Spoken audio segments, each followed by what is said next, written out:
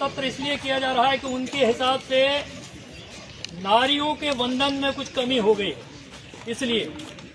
लेकिन वही सरकार जो ये पाखंड कर रही है और एक तरह से अपने बहुमत का दुरुपयोग, जनता के संसाधनों का दुरुपयोग करके एक तरह से पूरी विधायी प्रक्रिया का मखौल उड़ाने के लिए कर रही है, उसी सरकार के मुख्यमंत्री से लेकर तमाम लोगों के मुंह पिछले 2 साल 3 साल से नहीं खुले, जब लोग लगातार सड़क पर उतर करके ये कहते रहे कि भाई अंकिता भंडारी के प्रकरण में न्याय होना चाहिए।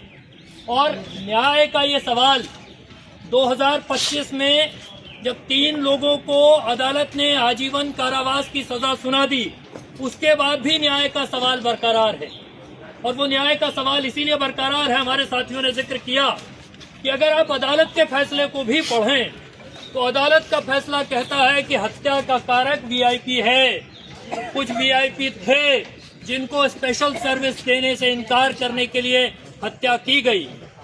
और अब जबकि भारतीय जनता पार्टी के भीतर से, उनके खेमे से ही, साथियों ने जिक्र किया उर्मिला सनावर का भी, सुरेश राठौर का भी, कि भारतीय जनता पार्टी के भीतर से, उनके खेमे से ये नाम लिया गया दुष्यंत कुमार गौतम का, कि नाम लिया गया अजय कुमार का, कि ये लोग हैं वो वीआईपी हैं। अभी तो हाल में एक और ऑडियो आया है जो बता रहा है कि किस किस को ये जानकारी थी कि कौन ये लोग वीआईपी थे, इन लोगों की संलिप्तता है। हमारा बहुत सीधा ये कहना है, आज के दिन पर जब हम यहाँ खड़े होकर के बात कर रहे हैं तो सीबीआई जांच के सिलसिले में साथियों ने, कमला दी ने और साथियों ने अभी कहा कि सीबीआई जांच की बात हुई, 3 साल से लगातार सीबीआई जांच की मांग होती रही। लेकिन सीबीआई जांच की घोषणा जब हुई तो अनिल प्रकाश जोशी से एक एफआईआर करवाई गई। पहली बात यह कि अनिल प्रकाश जोशी का उस पूरे मामले में, कानूनी भाषा में जिसको कहते हैं कि लोकस स्टेंडाई, यानी कि उनकी कोई हैसियत नहीं थी कि वो शिकायतकर्ता होते। वो न माता पिता है, न परिजन है, न रिश्तेदार है, न उस परिवार से उनका कोई लेना देना है। और आज की तारीख तक भी, जनवरी के महीने में उनकी तरफ से एफआईआर दर्ज हुई है, आज की तारीख तक वो अंकिता भंडारी के माता पिता से मिले भी नहीं हैं। ये एक हकीकत है। लेकिन सीबीआई जांच की घोषणा हो गई।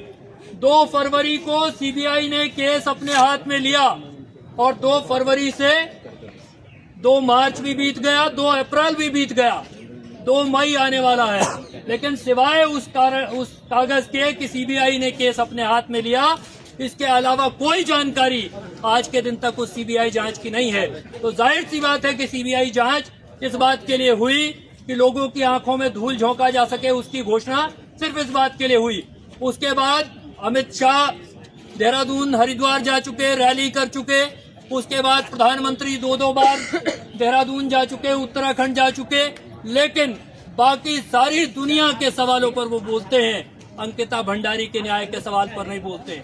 हम तो पहली बात सिर्फ इतना कहना चाहते हैं कि अगर दुष्यंत कुमार गौतम और अजय कुमार का नाम लिया गया है तो भारतीय जनता पार्टी को इतना जरूर करना चाहिए कि उनको अपने पार्टी के पदों से हटाएं, उनसे कहें कि जांच का सामना करें।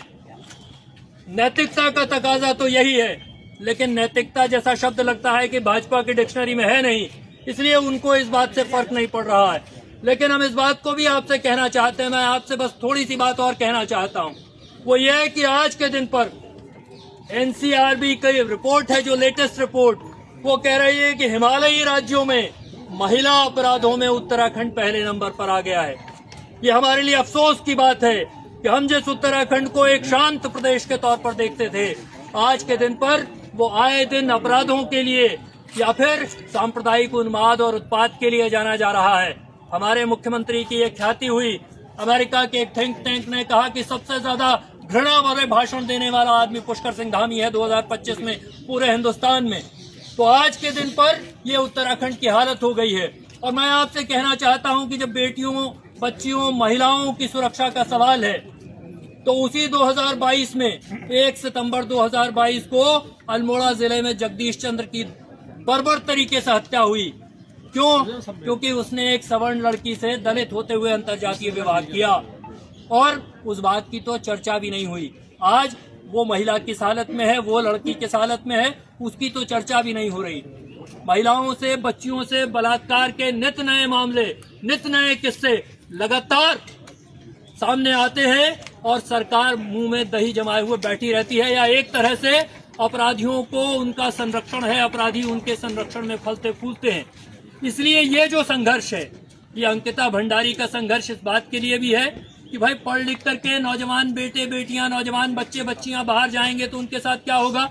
सरकारी नौकरी की परीक्षा हो गई तो कोई हाकम सिंह आकर के वो परीक्षा लूट ले जाएगा, उसको लाख रुपया में बेच देगा, और वो आराम से धामी जी के इस दावे के बाद भी कि उन्होंने बड़ा नकल विरोधी सख्त कानून बनाया है पूरे देश में, उसके बावजूद आजकल आप हाकम सिंह का नाचता हुआ वीडियो देख सकते हैं।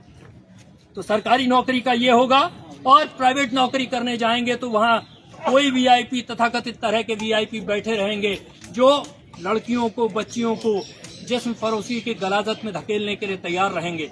बताइए, जिस्म फरोशी के धंधे को कहा जा रहा है कि वो स्पेशल सर्विस है, और जो इस दलदल में बच्चियों को, महिलाओं को, लड़कियों को धकेलना चाहते हैं उनके बारे में कहा जा रहा है कि वो वीआईपी हैं, वो यौन कुंठा के मारे वहशी दरिंदे हैं, जिनकी जगह जेल की सलाखों के अलावा कोई दूसरी जगह नहीं हो सकती। इस बात को मैं आपसे कहना चाहता हूं।